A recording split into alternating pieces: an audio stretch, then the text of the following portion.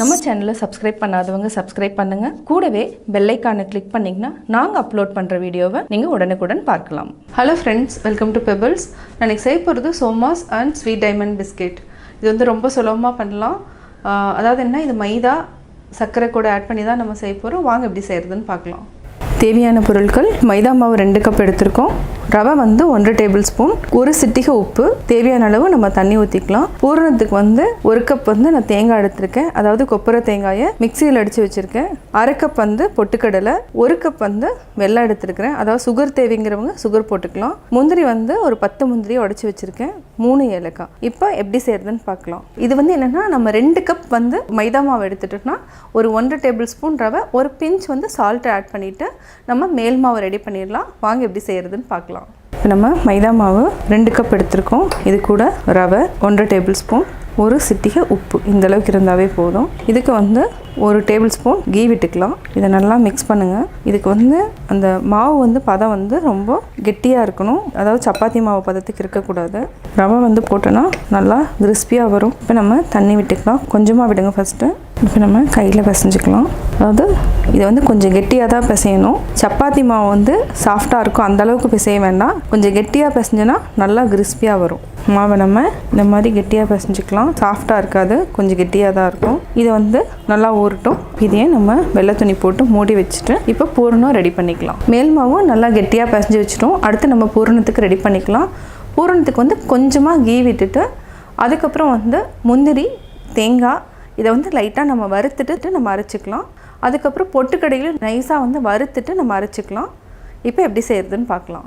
நம்ம ஒரு கடாய் வச்சுட்டோம், கொஞ்சமாக கீ விட்டுக்கலாம், ஒரு 1/2 டேபிள் ஸ்பூன் இருந்தாவே போதும். முந்திரியும் போட்டுட்டு நல்லா வதக்கிக்கலாம். பொன்னிறமாக வதக்கிட்டு தேங்காயும் ஆட் பண்ணிக்கலாம். இதை வந்து லோ ஃப்ளேம்லேயே வச்சு செய்யுங்க. ஹை ஃப்ளேமில் டக்குன்னு வந்து முந்திரி வந்து பொன்னிறமாக மாறிடும். இது ஓரளவுக்கு நல்லா மாறிட்டு வருது. இந்த ஸ்டேஜில் நம்ம தேங்காயும் ஆட் பண்ணிக்கலாம். இதுக்கு வந்து நம்ம ஃப்ரெஷ்ஷாக இருக்கிற தேங்காயும் ஆட் பண்ணலாம். இது வந்து கொப்பரை தேங்காய், சோமாஸ்க்கு வந்து ரொம்ப நல்லாயிருக்கும், அதனால் நான் வந்து கொப்பரை தேங்காயை யூஸ் பண்ணியிருக்கேன். சின்ன சின்னதாக கட் பண்ணிவிட்டு நம்ம மிக்சியில் அடிச்சிட்டோன்னா இந்த மாதிரி வரும், திருவண்ண தேங்காய் மாதிரி ஆயிரும். இதை வந்து நம்ம ஒரு பவுலில் கொட்டிக்கலாம். இப்போ ஆஃப் பண்ணிக்கலாம். லைட்டாக நம்ம பொட்டுக்கடலையும் போட்டுட்டு ஃப்ரை பண்ணிக்கலாம். ரொம்ப வேண்டியதில்லை, இது வந்து அந்த லைட்டாக சூடு இருந்தாவே போதும். உங்களுக்கு கடலை பார்த்தீங்கன்னாவே தெரியும், இன்னும் சூடாகலை. இந்த சூடு இருந்தனாவே நம்ம அப்படியே ஆஃப் பண்ணிக்கலாம். ஏலக்காயும் போட்டுக்கலாம். இதே வந்து நம்ம மிக்சியில் ஒரு ரெடி அடிச்சுட்டு தேங்காய் முந்திரி கூட ஆட் பண்ணிக்கலாம். இப்போ ஆஃப் பண்ணிக்கலாம். இப்போ பொட்டுக்கடலை, ஏலக்காய் இதையும் நம்ம மிக்ஸ் பண்ணிக்கலாம். அதாவது ரொம்ப பொடி பண்ண வேண்டாம், நரன்னு அரைச்சிட்டிங்கனாவே நல்லாயிருக்கும். வெல்லத்தையும் நான் பொடி பண்ணி வச்சுருக்கேன், இதையும் நம்ம அப்படியே ஆட் பண்ணிக்கலாம். சுகர் வேணுங்கிறவங்க பொடி பண்ணி போட்டுக்கலாம். நான் வந்து இதுக்கு வந்து சோமாஸ்க்கு வந்து வெல்லம் தான் ஆட் பண்ணியிருக்கேன். நல்லா மிக்ஸ் பண்ணிக்கோங்க, கட்டி இல்லாமல். அதாவது வெல்லத்தில் கொஞ்சம் கட்டி இருக்கும். இப்போது பூரணம் ரெடி ஆகிடுச்சு. அடுத்தது மேல் மாவுக்கு ரெடி பண்ணிக்கலாம். இப்போ நம்ம மேல் மாவை ஒரு 15 மினிட்ஸ் ஆயிருக்கு. இதை வந்து நல்லா பிசைஞ்சிக்கலாம். சின்ன உருண்டைக்கெலாம் போட்டு நம்ம சப்பாத்தி மாதிரி தேய்க்கணும். மாவு வந்து கொஞ்சம் கெட்டியாக தான் இருக்கும். 2 கையில் வச்சுட்டு நல்லா இந்த மாதிரி தேய்ச்சிக்கோங்க.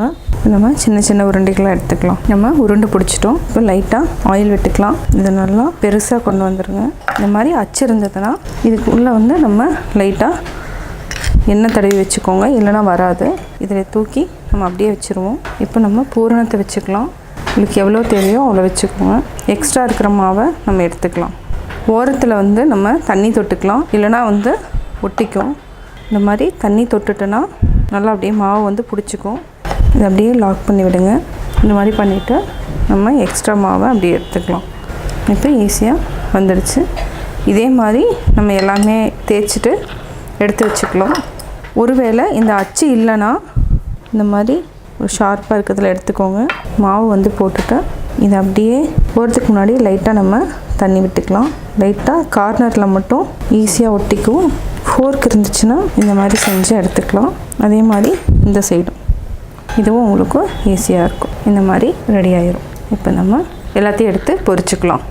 இப்போது பூரணத்தோடு மேல் மாவு ரெடி பண்ணிட்டோம். இப்போது எண்ணெய் காஞ்சிட்ருக்கு, செக் பண்ணி பார்த்துக்கலாம். நம்ம ஒன்றா போட்டு எடுத்துக்கலாம். இது வந்து சிம்மில் வச்சுக்கலாம். இது நல்லா பொன்னிறமாக வர வரைக்கும் வெயிட் பண்ணலாம். ஹை ஃப்ளேமில் வச்சிங்கன்னா உடனே வந்து பொன்னிறமாயிரும். ஆனால் மாவு வந்து வேகாது. அதனால் நம்ம சிம்மில் வச்சுட்டு அதுக்கப்புறம் நம்ம மீடியம் ஃப்ளேமுக்கு மாற்றினா கரெக்டாக எல்லாமே வந்து பொன்னிறமாக மாறிடும். அப்படியே மெதுவாக திருப்பி விடுங்க. இது வந்து என்னென்னா எல்லாமே கிறிஸ்பியாக தான் இருக்கும். நல்லா பொன்னிறமாக மாறிட்டு வருது. நம்ம கொஞ்சம் மீடியம் ஃப்ளேமுக்கு மாற்றிக்கலாம். இந்த மாதிரி இடையில திருப்பி போட்டால் தான் ஈவனாக அந்த ப்ரௌனாக வரும். இல்லைனா ஒரு இடத்துல வெள்ளையாகவும் ஒரு இடத்துல பொன்னிறமாகவும் இருக்கும். இப்போ நல்லா பொன்னிறமாக மாறிடுச்சு. இப்போ நம்ம எடுத்துக்கலாம். எண்ணெயை நல்லா வடிச்சிட்டு எடுத்துக்கோங்க. இதே மாதிரி நம்ம எல்லாத்தையுமே போட்டு எடுத்துக்கலாம். சுவையான சோமாஸ் ரெடி. நம்ம செய்ய போகிறது இப்போ டைமண்ட் கட்ஸுங்க. அதுக்கு தேவையான பொருட்கள் என்னென்னு பார்க்கலாம் வாங்க. டைமண்ட் கட் செய்கிறதுக்கு 1/2 கிலோ மைதா, அந்த 1/2 கிலோ மைதாவுக்கு 75 கிராம் சுகர், 2 முட்டை, 50 கிராம் டால்டா, 1/2 முறி தேங்காய். அந்த 1/2 முறி தேங்காவை பால் எடுத்து வச்சுருக்கு, ஒரு சிட்டிகை உப்பு, 1/4 ஸ்பூன் ஆப்ப சோடா. இப்போ எப்படி செய்யலான்னு பார்க்கலாம் வாங்க. 2 முட்டையை உடச்சி ஜாரில் வச்சுருக்கேங்க. அதை மிக்சியில் அடித்து எடுத்துக்கலாங்க. ஒரு பாத்திரத்தை எடுத்துங்க. அதில் நாம் எடுத்து வச்சுருக்கிற தேங்காய் பாலை ஊற்றி அதில் சுகரை போட்டுட்டு அது கூட நம்ம அடித்து வச்சுருக்க முட்டையை ஊற்றி நல்லா சர்க்கரை கரையிற வரைக்கும் அதை கலக்கி விடணுங்க. இப்போ சுகர் நல்லா கரைஞ்சிடுச்சிங்க.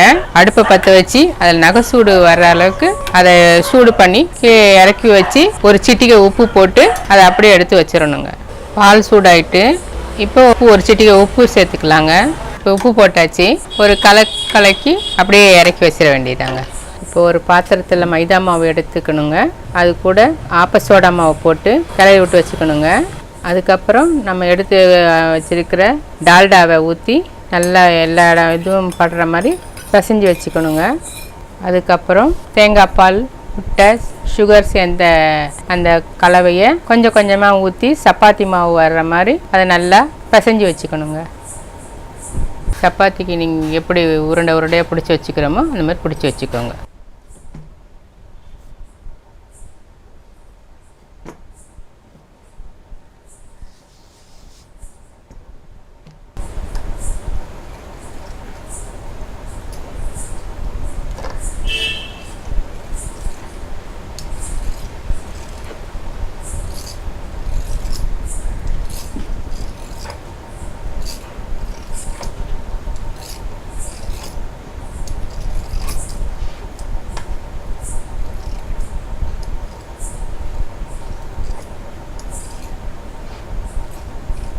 சப்பாத்தி உருட்டுற மாதிரி உருட்டிட்டு டைமண்ட் மாதிரி கட் பண்ணி அப்படியே போட்டு வச்சுக்க வேண்டியதாங்க.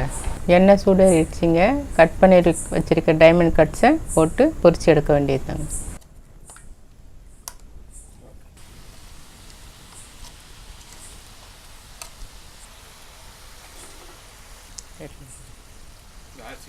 நல்ல லைட் ப்ரௌன் கலர் வரும்போது அப்படியே எடுத்துடலாங்க.